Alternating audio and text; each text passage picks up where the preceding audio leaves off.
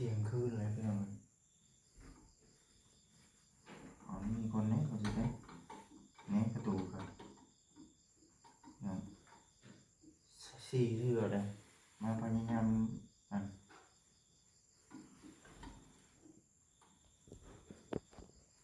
ของหอนมาอยู่นี่นะ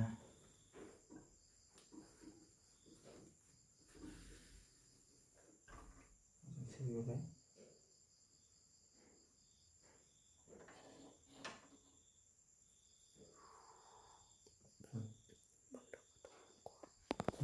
ปิดประตูก็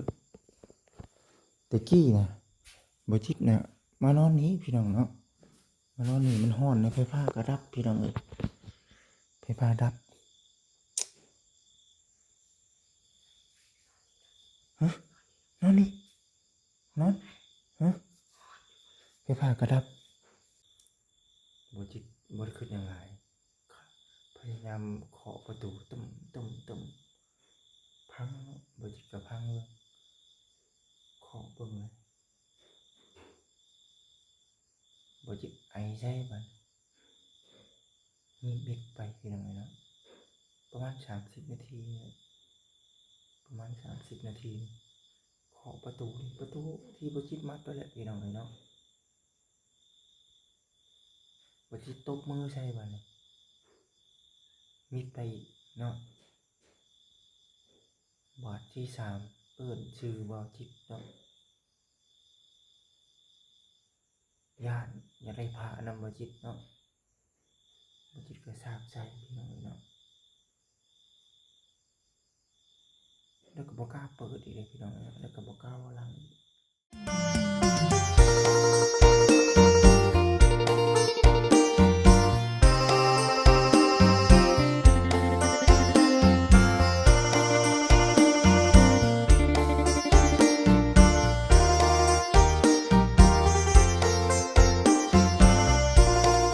โดยพี่น้องเอ้ยเที่ยงคืนพี่น้องเอ้ยนอนบ่หลับมีคนมางัดหรือว่าพยายามจะเข้าเฮือนพี่น้องเอ้ยเนาะว่าแล้วก็ขออนุญาตนำก็คนเมาแหละเมายาแหละก็พอฮู้อยู่ดอกพี่น้องเนาะว่าแม่นไผก็โทรหากับทางญาติพี่น้องพ่อแม่เรียบร้อยแล้วแหละพี่น้องแต่เพิ่นก็อยู่ให้อยู่นะเป็นตาย้านบัดนี้พี่น้อง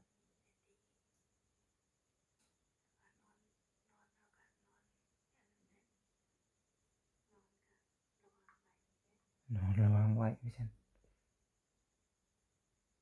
เที่ยงคืนเลยพี่น้องพ่อแม่เขาเจ้าเขาโทรหาทหารกองร้อนก็เขาเจ้าอยู่ให้อยู่นาเบิดทหารกองร้อนนี่นอนท่าไว้ดีนอนมื้อละเดี๋ยวข้อยสินั่งแล้วจะนอน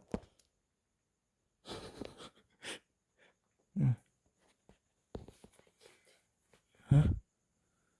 อ๋อถ่ายคลิปเป็นหลักฐานไว้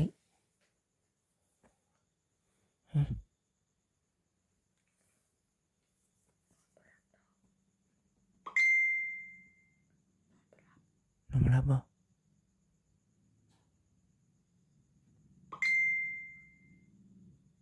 สิมาจากไผ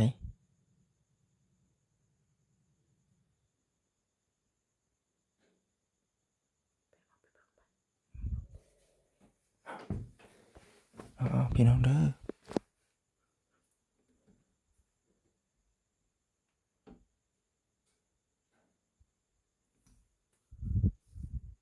เบิ่งก่อนปิดเสียงไว้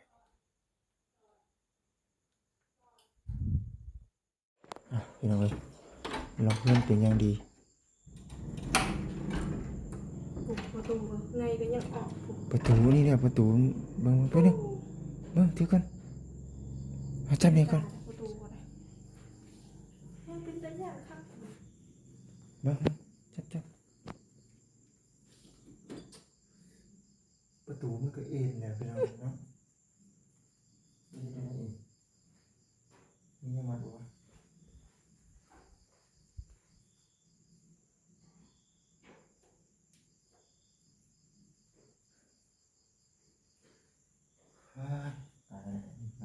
เด้อ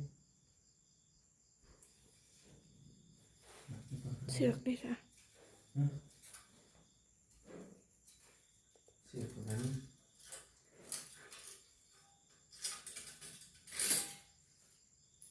โจรพี่น้องเอ้ยมันโจรแหละไม่ได้ใส่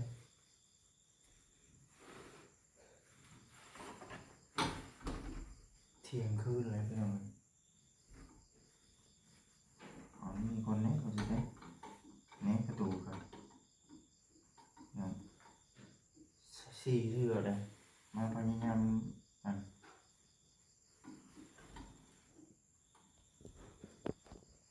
ของนอนมาอยู่นี่นะ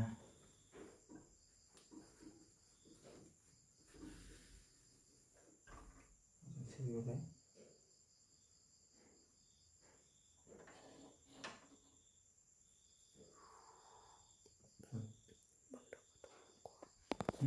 ปิดประตูตะกี้นะบ่จิตนะมานอนนี้พี่น้องเนาะมานอนนี่มันฮ้อนในไฟฟ้าก็ดับพี่น้องเอ้ยไฟฟ้าดับฮะนอนนี่นอนฮะไฟฟ้าก็ดับโอ้ยพี่น้องเอ้ยเนาะทหารกองร้อนมันนอนหน้าเบิดพี่น้องเอ้ยพุ่นเอ้ามัดใส่หันซะเอาเจ้าบ่ย้านบ่นอนอยู่นี่ฮะอยู่ในห้องมันฮ้อนพี่น้องไฟฟ้าดับ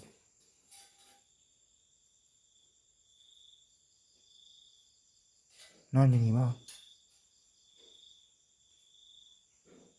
จับไปก่อนกินน้ำก่อนปะนี่คุยกับทางเอฟซีกันจะหน่อยยังมารับแรกเลย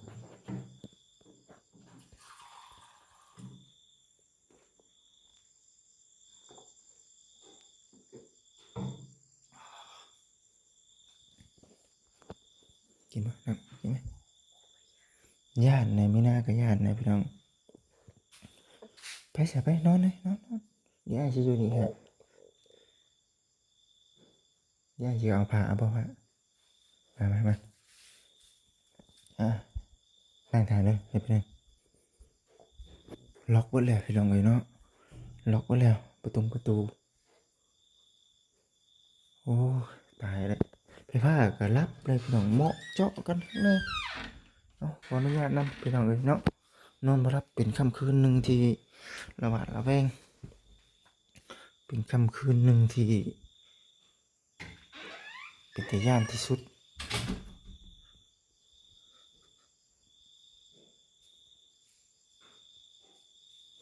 มารับแล้ว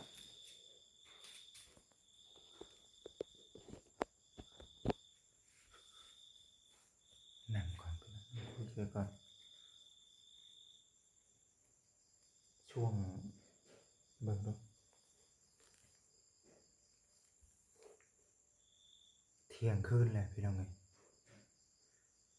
เที่ยงคืนแหละก็ฮู้อยู่หรอกพี่น้องเนาะฮู้อยู่หรอกว่าเป็นผู้ใดก็ได้แต่ว่าโทรหาทั้งแม่ของผู้เกี่ยวนี่แหละพี่น้องเพิ่นก็โทรไปหาทหารของร้อนเลยเพิ่นว่าทหารของร้อนนอนให้นอนหน้าเวิดมื้ออื่นผู้จังเข้ามาบ่แฮงพี่น้องบ่สินอนบ่หลับมื้อนี้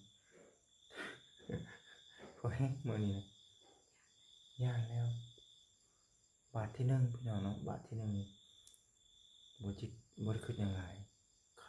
พยายามเคาะประตูตึ้มพังบ่จิตก็พังเลยเคาะเบิ่งเลยบ่จิตไอใส่บัดมีเบ็ดไปพี่น้องเนาะประมาณ30นาทีประมาณ30นาทีเคาะประตูที่บ่จิตมัดไว้แหละพี่น้องเนาะบ่จิตตบมือใส่บัดนี้มิดไปเนาะบาทที่3เอิ้นชื่อบ่จิตเนาะย่านอย่าได้พานำบ่จิตเนาะบ่จิตก็สร้างใจพี่น้องเนาะ แล้วก็บ่กล้าเปิดอีกเลยพี่น้องแล้วก็บ่กล้าว่าหลังอีกอย่าเพิ่นฮู้ว่าอยู่ในเพิ่นพยายามเข้ามานะพี่น้องมีหน้าก็จนชั้นเลยพี่น้องบ่กล้าพาเฮือนอีกพี่น้องเนาะ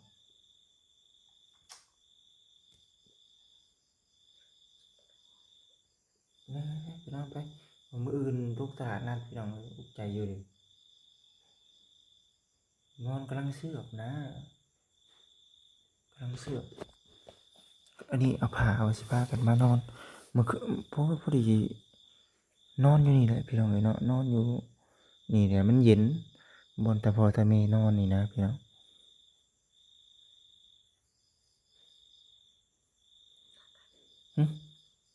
นอนบ่ไปเข้าไปไหนก่อน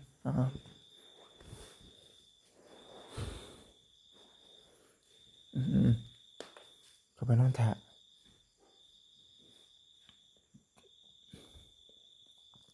ขออนุญาตพี่น้องขออนุญาตย่ำผลนะบ่จิตอันน่ะจะไม่น่าเป็นเอาเข้ามาไว้ในหัวหกเลยพี่น้องฝนตกไฟฟ้าดับนะพี่น้องสมประกอบบวกกับความยากแน่บัด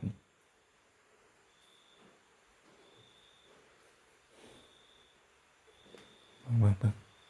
ขออนุญาตเด้อพี่น้องเด้อเนาะขออนุญาตนี่อยู่ทางเฮือนช่องในช่องเบิ่งบ่กล้าเปิดประตูพี่น้องเอ้ยเนาะมันก็ช่องบ่ได้คือว่าเนาะช่องเบิ่งแถวใดเนาะบ่แน่แต่ว่าก็ปิดเบิดแล้วพี่น้องเนาะปิดเบิดแล้วน่ะเอาเชือกมัดเบิดแล้วเชือกมัดบ่ได้ปองยุงปองเยี่ยมนะ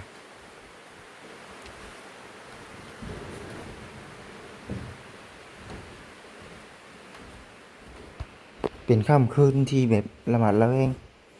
เขาก็บ่จักพี่น้องเอ้ยเนาะว่าเพิ่นสิเป็นแนวใดนะ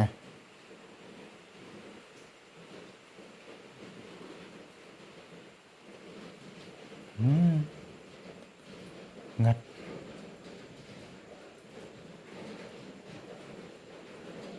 บ่ได้มาอันนี้ก็บ่ได้ว่าหยังดอกพี่น้องเอ้ยปกตินี่แหละมันลึกแล้วปกติเนาะ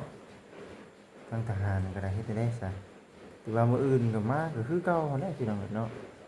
ไปไผไปมันแหละบ่จิตบ่อยู่นำเด้อเพิ่นประสานงานกันเองเนาะกับทางครอบครัว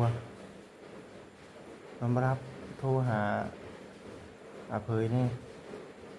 น้องของตาพ่อแหละตอนแบบว่าพยายามงัดนะประมาณ4 เทื่อพี่น้องเนาะงัดเทือนน่ะบ่แม่นว่าสัตว์งัดนะพยายามไขเข้ามาพี่น้องเนาะแบบเอามือเฮานี่ตุ่มๆๆๆๆนะพี่น้องเอ้ยเฮ็ดให้เฮาย้านแล้วนะพี่น้อง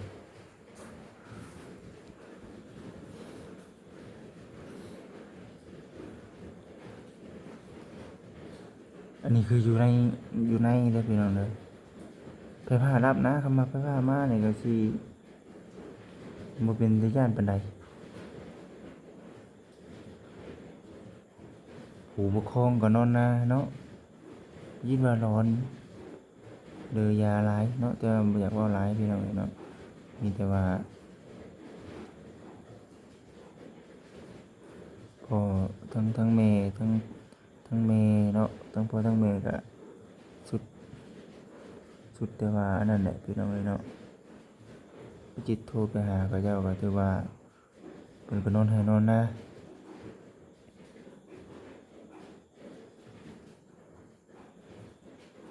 มีแต่มื้ออื่นให้เพิ่นประสานงานกันเองเนาะมื้อนี้เป็นวันตลาดนัดพี่น้องเอ้ยโอ้ยนอนกำลังเสือกตื่นเลิกอีกเลยพี่น้องเอ้ยบ่แฮงได้นี่อีกบ่าย3ก็ตื่นแล้วพี่น้องเอ้ยเนาะบ่กล้านอนอีกแล้วนอนอยู่นี่คำได้นอนน่ะยันตื่นช่วยบ่จิตปานปกติวันตลาดนัดนี่บ่จิตต้องนอนแต่หัวแรงพี่น้อง กำได้นอนดึกขนาดนี้คือแบบ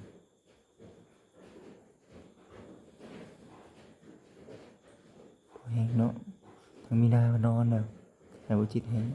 ห้เพิ่นเข้าไปนอนก่อนเอาไว้เนาะโอ้ย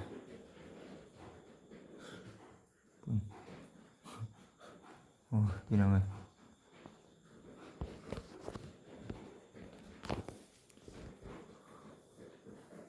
เช่นหาบ่แซน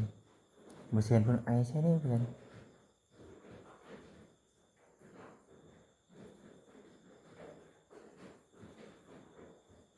เดี๋ยวมีเงียบเพิ่มเติบแล้วเด้อแต่ว่าเฮาก็ระแวงอยู่นะครับแบบนี้นี่ว่าจังไดล่ะบ่กล้าเนาะบ่กล้าปะให้อยู่คนเดียวแหละมีนาก็ได้กับอันนี้แหน่พี่น้องเอ้ยเฮาเองก็บ่กล้าปะเรือนปะซ่านนะ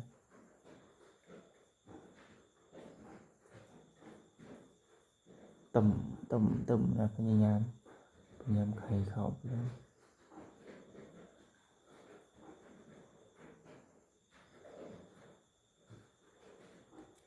ไปพารัดเนาะ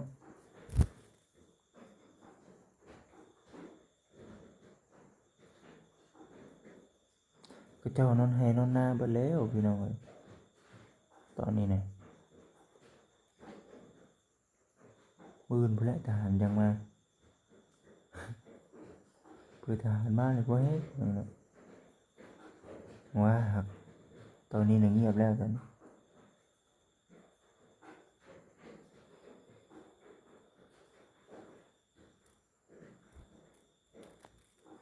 อดบ่ได้สามีนาคิดว่าเพิ่นสิบ่อยู่นำมื้อพี่น้องเอ้ยเนาะสิผีหลอกบ่วะบาทที่1อะนะพี่น้องก๊อกมาบ่จิตก็มีอยู่ครับบ่ได้เฮาเลยน้องหมายหนึ่ง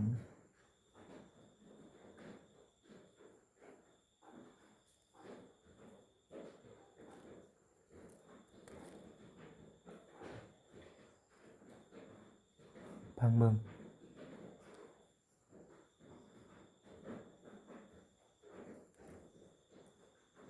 ตัวนี้พังเบิ่งนะพี่น้อง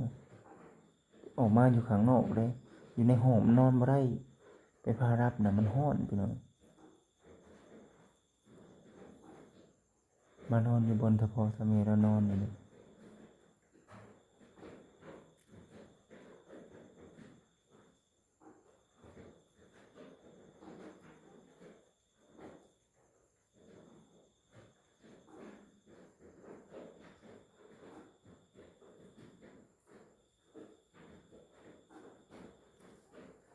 พังเบิ่งพี่น้องเวียนเลยพี่น้องหลังจากว่าเข้าประตูใหญ่บ่ได้เนาะย่างอ้อมเฮือนนี่เด้ย้านเด้อบัดนี้พากันย้านบ่แม่นว่าเอาเนาะว่าทางครอบครัวมันก็จักอยู่นะว่าลูกเต้ามันเป็นจั่งใดแต่ว่าคือเฮานี่แหละพี่น้องเอ้ยเนาะบ่จิตเองก็บ่ทันบ่เคยพ้อจักเทื่อเหตุการณ์นี้บาดทีหนึ่งบ่จิตตบมือใส่พี่น้องเอ้ยเนาะบาดที่สองโอ้ยบาดที่1บ่จิตไอใส่เนาะบาดที่2บ่จิตตบมือใส่บาดที่3เอิ้นชื่อบ่จิตได้ฮู้อยู่เด้พี่น้องว่าบ่จิตอยู่ทางในนะฮู้อยู่ว่าบ่จิตอยู่ข้างในนะว่ารถลายานพาหนะบ่จิตอยู่เรือนอยู่ศาลนี่ฮู้อีกว่ามื้ออื่นวันพฤหัสมื้ออื่นจั่งใดก็อยู่ในเรือนนี่แหละพยายามไขเข้ามาจุดประสงค์คืออยากได้พระนั่นแหละพี่น้องเอ้ยเนาะอยากได้พระจักแม่นหยังเฮ็ดว่าซั่นขอพระแหน่หั้นนะพี่น้อง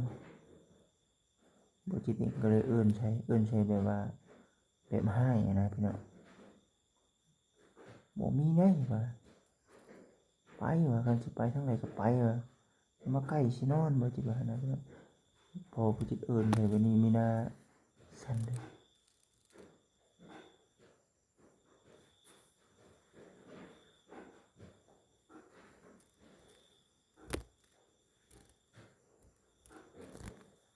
นอนหลับอยู่บ่ฮะ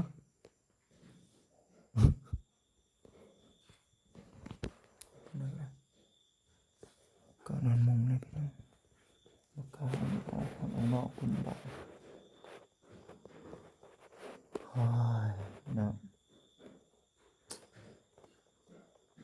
แลพี่น้องเอ้ยเนาะอันนี้ก็แนวหนึงเป็นไปที่ตัวแลนเลยบ้านเมืองเฮามันสิแจ้งนี่แหละพี่น้องสิแจ้งแล้วโอ้ย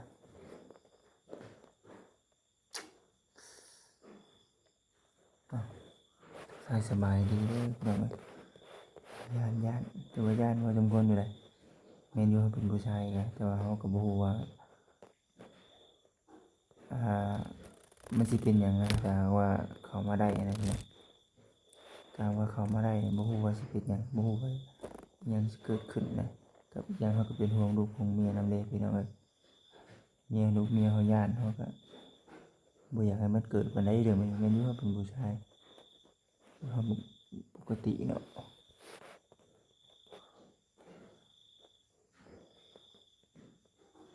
โอ้ยพี่น้อง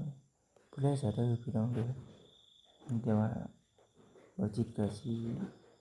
นอนพังเบิ่งเด้อพี่น้องนอนพังเบิ่ง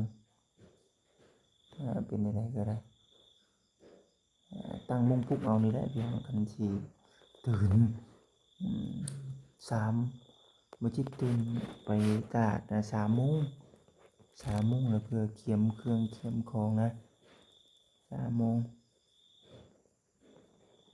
เขียมเครื่องเขียมของเพื่อไปเก็บเครื่องของลงก็พอดีเลย3 โมงเช้าตี 3นอนจังว่าให้ไม่นอนเนาะครับโอ้ยอันนี้ก็เก็บพี่น้องพากันนอน